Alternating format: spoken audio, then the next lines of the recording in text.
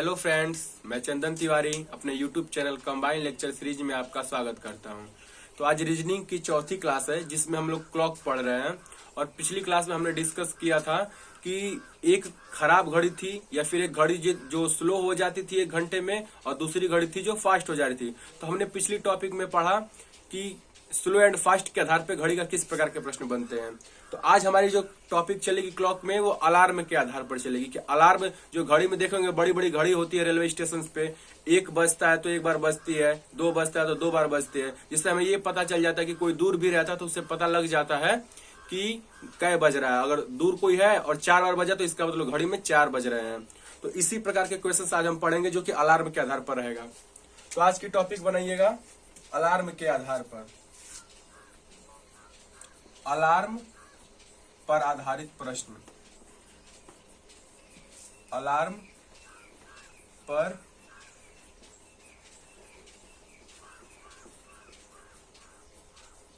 आधारित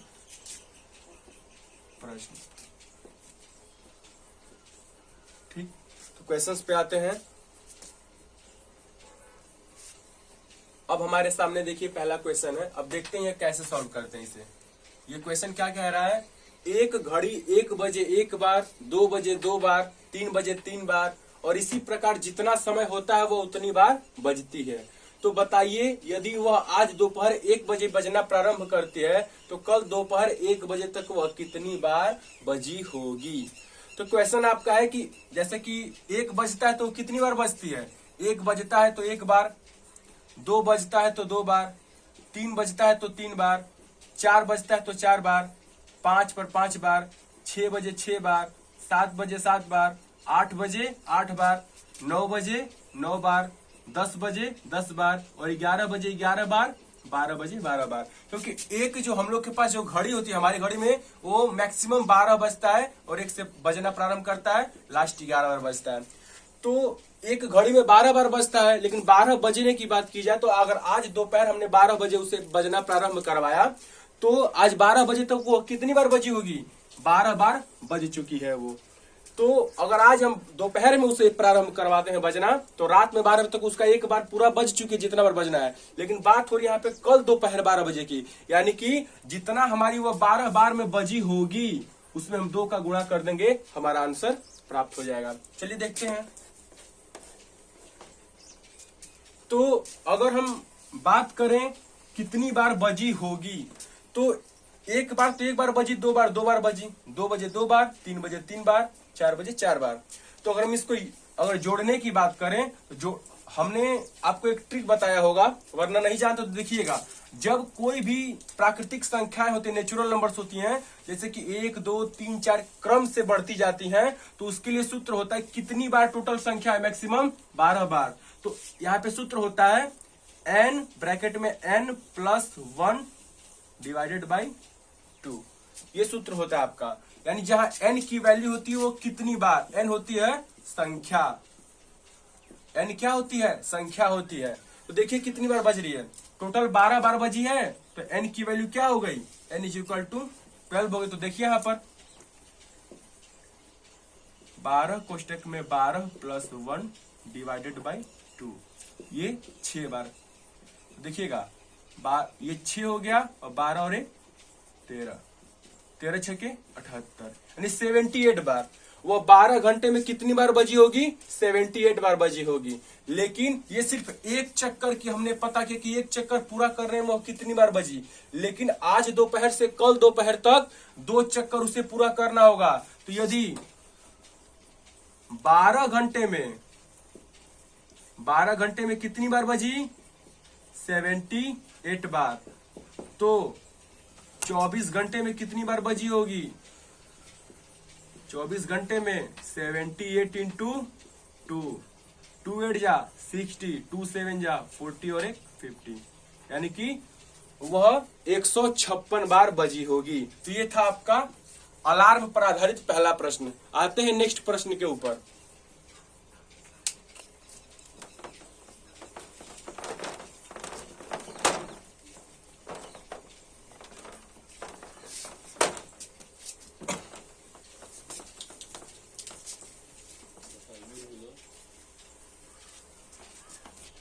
next question हमारी screen पर है। एक अलार्म घड़ी 12 बार बजने में 44 सेकंड का समय लेती है। जब वो 12 बार बजते तो 44 सेकंड का समय लेती है, तो 5 बार बजने में कितने सेकंड का समय लेगी। तो ये क्वेश्चंस को सॉल्व करने का एक तरीका होता है, देखिएगा। जब 12 बार बजती है तो 44 सेकंड का समय लेती है। हमारी जो घड़ी होती है उसमें अंतराल कितने होते हैं?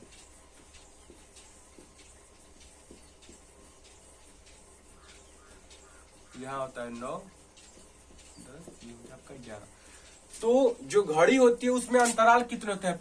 अंतराल मतलब है दो संख्याओं के बीच का अंतर। यानी यहाँ पे 1, 2, 3, 4, 5, 6, 7, 8, 9, 10, 11, 12। ये 12 बार हो गया। तो जब एक बार जब वो बज चुकी है तो तभी तो अगली बार बजना प्रारंभ करेगी। यानी जब पहली बार बजी तो उसका वो समय नहीं काउंट होता है। अब नेक्स्ट उसे कितनी बार बजना होगा? 11 बार बजना होगा, क्योंकि जब घड़ी का अलार्म सेट करते तो पहली बार वो बज चुके, जो भी, यानी हम 12 बजे सेट करते तो 12 बजे उस समय नहीं बजेगी। जब पहला उसका 1 घंटा पूरा होगा तब वो 1 बार बजेगी, दूसरा घंटा पूरा होगा 2 बार बजेगी, तीसरा घंटा पूरा होगा 3 बार बजेगी। तो उसे बजना जब स्टार्ट करी तो 1 से लेकर सिर्फ 11 बजने तक वो बजेगी, क्योंकि 12 बजे तो उसने अपना बजना प्रारंभ किया था। तो इस प्रकार के क्वेश्चंस को कैसे सॉल्व करते हैं?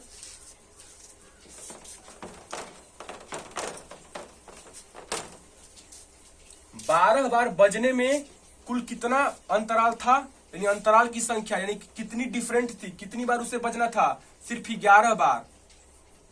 11 बार बजने में कितना समय ले रही है? 44 सेकंड का। 44 सेकंड का। तो जब 12 बार बजने में 44 सेकंड का समय लेती है तो एक बार बजने में 44/11 कैंसिल कर दीजिए, 4 सेकंड का। 4 सेकंड का। तो कह रहा है 5 बार बजने में, बात तो वही है। अब जब 5 बार बजने की जब ये बात करेगी तो एक बार हमने इसे सेट कर दिया 12 बजे, 5 बार बजना है उसे, 1 बार बजी, 2 बार, 3, 4, यहां से उसने प्रारंभ किया तो 1, 2, 3, 4, 5, ये आपकी 5 बार बजने में उसे बजना कितनी बार होगा? सिर्फ 4 बार बजना होगा। तो यहां से देखिएगा, अब यहां पे चूंकि 5 बार है तो अंतराल तो हमें 4 ही मिला, एक यहां, 2, 3, 4, 5 बार बजने में अंतराल कितने मिले? 4, डिफरेंट 4 मिला। तो यहां पे लिखेंगे कि 4 बार बजने में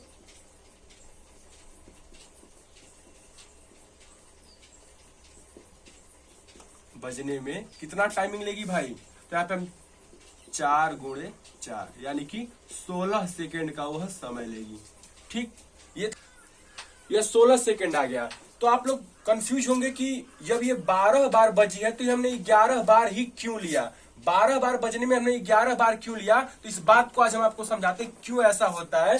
हम एक बार टाइमिंग दी गई टाइमिंग में हम कम क्यों करते हैं। तो देखिएगा एक बार, जब अगर हमें 3 बार घड़ी बजी होगी तो देखिएगा, अगर 12 बज रहा है, ये 1 हो गया, 2 हो गया, ये 3 हो गया। तो जब 3 बार बजी होगी तो पहले तो एक बार वो बजी होगी कब? जब उसे हमने सेट किया, जब घड़ी को हमने बजना प्रारंभ करवाया होगा। तो एक बार जब बज चुकी है 12 पर, तो जब 1 पर गई तो उसे कितना सेकंड मिला भाई? 4 सेकंड ले रही है एक बार बजने में ना, तो यहाँ पे 4 सेकंड हो गया। जब वो 2 पर गई होगी तो फिर उसे इतना बीच में 4 सेकंड का फिर टाइमिंग मिल गया, 4 सेकंड। और जब वो, तो यहाँ पे देखिएगा, एक बार बजी प्रारंभ में, दूसरी बार बजी 1 बजे और तीसरी बार बजी 2 बजे। तो इसके बीच में अंतराल कितना मिला हमें? 2।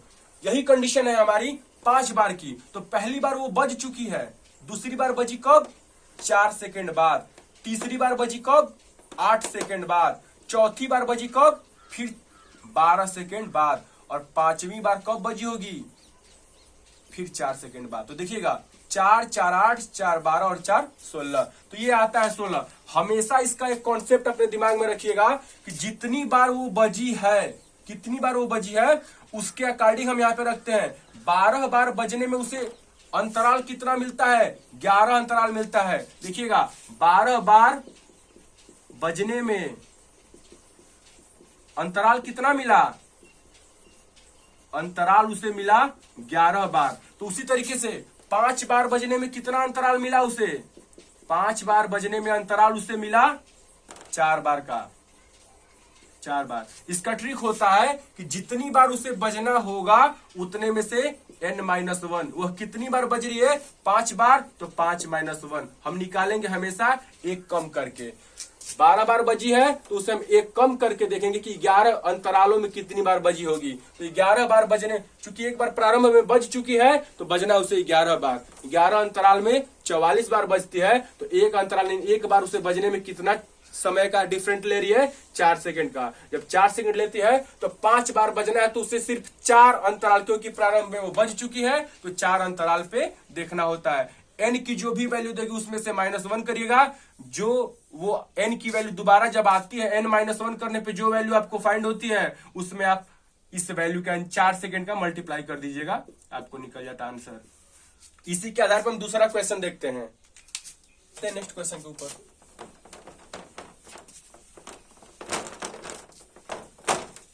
देखिएगा, इस क्वेश्चन का एक दूसरा एग्जांपल देखते हैं इसी प्रकार का। यहाँ पे दिखाया गया था कि 12 घंटे में वो कितनी बार बजी थी? 12 घंटे में वो बजी है 44 बार। इसको हम कर देते हैं 77 सेकंड में। 12 बार बजने में 77 सेकंड का समय ले, 77 सेकंड का समय लेती है। तो यहाँ पर हम कर देते हैं, टाइमिंग बदल देते हैं इसकी, यानी कि 9वीं बार बजने में वो कितने सेकंड का समय लेगी। देखिएगा अब तो अभी हमने आपको कॉन्सेप्ट बताया कि जब वो 12 बार बजी होगी, 12वीं बार, देखिएगा इस बात को, 12 बार बजने में एक बार जब घड़ी को सेट किया जाता है तो एक बार बज चुकी होती है। दूसरी बार जब वो 1 पर जाएगी तो दूसरी बार वो बजेगी। दूसरी बार देखिएगा, यहां पे 1 पे जाते समय दूसरी बार बजती है, दूसरी बार। तो उसी तरह 11वीं बार जाने में देखिए, जब 1 पर जाने पे दूसरी बार बज रही है तो 11 पे जाने पे कितनी बार बजेगी? 12वीं बार बज चुकी है, 12वीं बार बज चुकी है। तो इसका कॉन्सेप्ट बस कुछ नहीं करना है आपको, जो यहाँ पे 12 बार दिया है तो 12 बार बजने में चूंकि उसको अंतराल जो मिल रहा है वो कितनी का मिल रहा है? 11 का। तो देखिएगा यहाँ पर 12 बार बजने में, 12 बार बजने में इसे अंतराल कितना मिल रहा है? 11 अंतराल मिल रहा है। अब इस बात को फिर से समझिएगा, 12 पे अगर नहीं समझ में आ रहा है तो एक दूसरे तरीके से हम समझ लेते हैं। जब ये क्लॉक हमारी रिंग बजना स्टार्ट करती है तो कितनी बार ये बज रही है, अंतराल कितना मिला है? यहां पर आपको 1 होता है, 2 होता है। जब हम उस घड़ी को अब 1 पर, 12 पे ना सेट करके हम 1 पर सेट करते हैं। जब पहली बार उसने 1 पर सेट किया तो एक बार वो बज चुकी है, यानी एक बार उसने रिंग कर चुका है, रिंग कर चुकी है घंटी। अब जब 2 पे गई होगी तो सोचिएगा 2 पे वो कितनी बार रिंग करती है। रिंग की बात नहीं हो रही है यहाँ पे, कितनी बार, 2 बजा तो 2 बार बजा, 3 बजा तो 3 बार बजा, इसकी बात नहीं हो रही है। वे 2 बजा तो कितनी बार बजा? 2 पे जाने पे बार दूसरी बार बज गया, दूसरी बार बज गया। 3 पे गया तो तीसरी बार बज गया, ठीक है, तीसरी बार बज गया। तो इसका मतलब होता है, तो देखिएगा 3 बार बजा, पहली बार 1 पे बजा, दूसरी बार 2 पे बजा, तीसरी बार 3 पे बजा। लेकिन समय का अंतराल देखा जाए तो 1 से 2 में जाने का कितना समय लिया भाई? इस हिसाब से एक बार यहां पे समय ली, एक बार यहां पे समय ली। बजी घंटी कितनी बार? 3 बार, लेकिन अंतराल कितना मिला उसे? 2 का अंतराल मिला। तो यहाँ पे कॉन्सेप्ट क्या करता है? 12 बार बजने में 11 अंतराल मिल रहा है, क्योंकि तो जब 3 बार बजने में उससे अंतराल 2 का मिल रहा है तो 12 बार बजने में कितने का अंतराल मिलेगा? उसे 11 का अंतराल मिलेगा। कैसे देखते हैं, 12 बार बजने में 11 का अंतराल मिला तो उसी अकॉर्डिंग क्या कह रहा है? 12 बार बजने में 77 सेकंड। अब देखिए इस बात से हम समझते हैं, तो 12 बार बजने में 11 अंतराल मिल रहा है, उसी अकॉर्डिंग पे चलते। तो 11 अंतराल में समय कितना ले रही है भाई? 11 अंतराल में समय ले रही है वो 77 सेकंड का। तो एक अंतराल में कितने का समय ले लेगी? एक अंतराल में वो लेगी 77/11 का, इतने सेकंड का वो समय ले लेगी। अब आते हैं 9 बार बजने में, तो वही बात, अब 3 बार बजने में 2 अंतराल उसे मिला, 9 बार बजने में कितना अंतराल मिलेगा? एक कम, n-1, याद रखिएगा n-1। तो 9 बार बजने में कितना अंतराल मिला होगा? 8 अंतराल। तो यहाँ पे लिखेंगे अब 8 अंतराल, यानी यहाँ पे कोष्टक में लिख लेते हैं 9 बजने में, 9 बार बजने में 8 अंतराल उसे मिलेगा। तो 8 अंतराल में कितने का समय लेगी? 77/11 ले रही थी एक अंतराल में, तो गुणे 8 कर दीजिए। 11 बार में कटा 7 बार, तो 78, यानी 7 8 56। ये इतने सेकंड का ये समय लेगी। ये था आपका दूसरे क्वेश्चंस के आधार पे तीसरा ये क्वेश्चंस हो गया, क्योंकि 2 क्वेश्चंस हमने पहले बताया, तीसरा क्वेश्चन ये। आते हैं नेक्स्ट प्रश्न के ऊपर।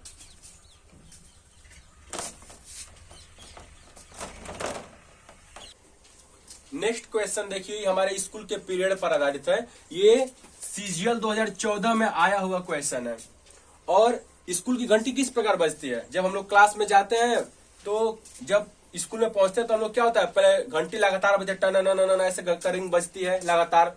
तो वहां पे एक बार बज गई जब पीरियड का समय होता है, इसके बाद लगातार वो अपने टाइमिंग से बजना स्टार्ट हो जाती है। फिर लगातार कंटिन्यू कब बजती है? जब लंच टाइम होता है, तो वहां पे फिर लगातार घंटी बजने लगती है। यानी प्रारंभ में लगातार बजती है, फिर लंच टाइम के स्टार्टिंग समय पे और अंतिम समय पे भी लगातार ही बजती है, जिससे बच्चों को पता चले कि लंच टाइम स्टार्ट हो गया और खत्म हो गया। और अंतिम में एक बार छुट्टी के समय वो क्या होती है? लगातार बजती है। इसके बीच में वो कितनी बार बजती है? जितनी बार वो टाइमिंग उसकी होती है, हर आधे घंटे पे बजना स्टार्ट होती है। किसी का 45 मिनट का टाइमिंग होती है, किसी के आधे घंटे की टाइमिंग होती है। तो उसी आधार पर ये क्वेश्चन दिया गया है, यानी कि स्कूल की घंटी के आधार पर। तो देखिएगा ये क्वेश्चन क्या कह रहा है। एक विद्यालय में प्रत्येक आधे घंटे बाद घंटी बजती है। विद्यालय प्रातः 8 बजे प्रारंभ होता है और सायं 1:30 बजे, यानी कि 1:30 पर बंद हो जाता है। विद्यालय प्रारंभ होने पर, यहां पे देखिएगा, विद्यालय प्रारंभ होने पर, मध्याह्न यानी कि लंच टाइम पर, और तीसरी कंडीशन क्या दिया है? विद्यालय समाप्ति पर घंटी 3 बार बजती है। यहाँ पे तीन यहाँ पे इंपॉर्टेंट बातें दी गई हैं। 3 बार कब कब बजती है? एक विद्यालय प्रारंभ होने पर, और एक मध्याह्न के समय पर, यानी कि 10 बजे और 10:30 बजे, ये 3 बार बजती है। और इसके बाद एक विद्यालय समाप्ति पर ये 3 बार बज रही है। इसके अलावा हमेशा क्या है? हर आधे घंटे पे सिर्फ 1 बार बज रही है, हर आधे घंटे पर 1 बार बजे। तो देखिए इसको कैसे सॉल्व करते हैं। टाइमिंग कितने बजे विद्यालय प्रारंभ हो रहा है? 8 बजे। और छुट्टी कितने बजे हो रही है? 1:30 बजे छुट्टी हो रही है। तो पहले हम फर्स्ट और लास्ट टाइम को लिख लेते हैं। यहाँ पे 8 बजे सुबह हो गया, और यहाँ पे हम लिख देते हैं टाइमिंग 1:30 बजे की। 1:30 बजे की टाइमिंग है। यहाँ पे कितनी बार बज रही है? 3 बजे बज रही है। यहाँ पे कितनी बार बज रही है? 3 बजे। इसके बीच की जो टाइमिंग है आपकी, देखिएगा, 8 बजे तो 3 बार बजी, 8:30 बजे वो कितनी बार बजी होगी? यानी कि 8:30 पर सिर्फ 1 बार बजी। फिर 8 बजकर, यानी 9 बजे, 9 बजे वो कितनी बार बजी होगी? 9 बजे वो बजी होगी फिर 1 बार। फिर 9:30 बजे, 9:30 बजे कितनी बार बजी होगी? 9:30 बजे भी वो 1 बार बजी होगी। और इसके बाद 1 बार बजने के बाद 10 बजे उसका लंच टाइम हुआ होगा, तो 10 बजे वो कितनी बार बजी होगी? देखिएगा, 10 बजे वो बजी है कितनी बार? 3 बार बजी है। फिर जब लंच टाइम समाप्त हुआ है 10:30 बजे, तो वो भी कितनी बार बजी है? 10:30 बजे भी वो बज रही है 3 बार। अब इसके बाद एक ही बार 1:30 बजे 3 बार बजी। इसके बीच में जो आधे घंटे का पीरियड है वो 1 बार बजी है। तो 10 बजे के बाद 11 बजे वो कितनी बार बजी होगी? 11 बजे 1 बार। फिर 11:30 यानी 11:30 पे कितनी बार बजी है वो? 1 बार। फिर 12 बजे कितनी बार बजी होगी? 12 बजे भी 1 बार। फिर 12:30 बजे, 12:30 पे बजी हो कई बार? 1 बार। और फिर 1 बजे जो उसकी टाइमिंग पीरियड होगी, 1 बजे वो कितनी बार बजी होगी? फिर 1 बार बजी है। तो टोटल वो रिंग कितनी बार हो गई? हर आधे घंटे पे 1 बार बज रही है, और इधर भी हर आधे घंटे पे वो 1 बार बज रही है। और 8 बजे जब विद्यालय प्रारंभ होता है तो 3 बार। फिर लंच टाइम जब स्टार्ट होता है तो 3 बार, और जब लंच टाइम समाप्त होता है तो 3 बार, और विद्यालय समाप्ति पर 3 बार। टोटल काउंट करिए, 3, 1, 4, 5, 6, 7, 8, 9, 10, 11, 12, 13, 14, 15, 16, 17, 18, 19, 20। इस तरीके से 20 बार बज रही है। और इसके अलावा दूसरे तरीके से जोड़िए, 3, 3, 6, 3, 9 और 3, 12, 12 बार ये बज गया, 12, 3, 15 और 15 और 5, 20। एंड टोटल वो कितनी बार बज रही है? टोटल बज रही है 20 बार। बात समझ में आई? तो इस प्रकार के क्वेश्चन जब एग्जाम में आएंगे, ये सीजीएल 2014 में आया हुआ प्रश्न है, तो इस प्रकार के क्वेश्चंस को आप फिगर से आसानी से समझ सकते हैं। इसमें कोई फार्मूला लगाने की कोई आवश्यकता नहीं है। तो ये था हमारा अलार्म के आधार पर बने क्वेश्चंस। अब मिलते हैं, अगर कोई इस क्वेश्चंस में या आज की क्लास में कोई भी डाउट हो तो आप मैसेज कर सकते हैं, ग्रुप में भी मैसेज कर सकते हैं, या कमेंट के द्वारा हमें बता सकते हैं, कमेंट करके बता सकते हैं। और दूसरी बात, अगर आप अलार्म के क्वेश्चन या किसी भी टाइप के क्वेश्चन अगर आप प्रैक्टिस नहीं करते हैं तो भाई बताने से कोई फायदा नहीं है, आपका क्वेश्चन पढ़ने से कोई फायदा नहीं है। अगर आप पढ़ते हैं और क्वेश्चंस पे प्रैक्टिस करते हैं तब जाके एग्जाम्स में कोई भी क्वेश्चन को सॉल्व कर पाएंगे। तो मिलते हैं अपने नेक्स्ट टॉपिक के साथ, तब तक के लिए धन्यवाद।